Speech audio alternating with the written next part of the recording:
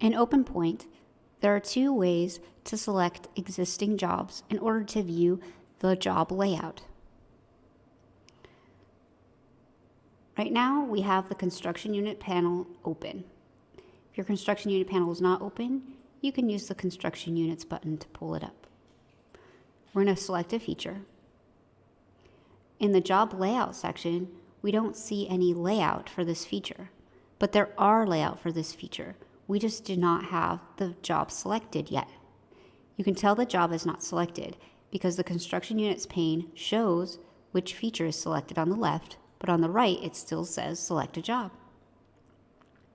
The first method of selecting a job that we're going to use is by clicking on the Jobs button in the OpenPoint ribbon. The Jobs button will bring up the list of jobs. Currently, we're only showing the jobs that have open layout. We can view jobs with closed layout by clicking on the button next to the Hide Jobs with Closed Layout text. You can also search within the list using the text box. We're just going to select the first job because that's the job that has layout for this particular feature. When we select the job, the screen in the Jobs pane shows the job that we selected. The job that we selected also appears in the construction units pane on the right.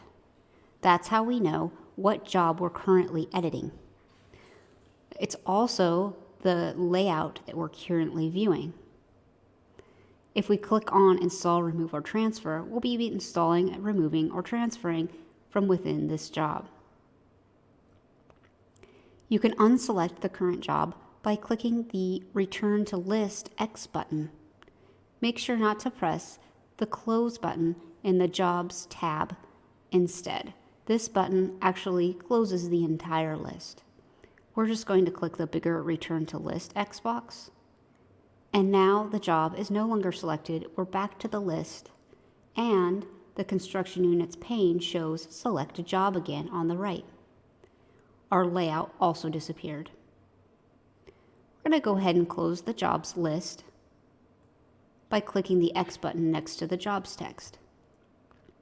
Now we're going to select a job in a little bit faster way. If we have the construction units pane up and we know which job we want to select, we can click on the Select a Job button.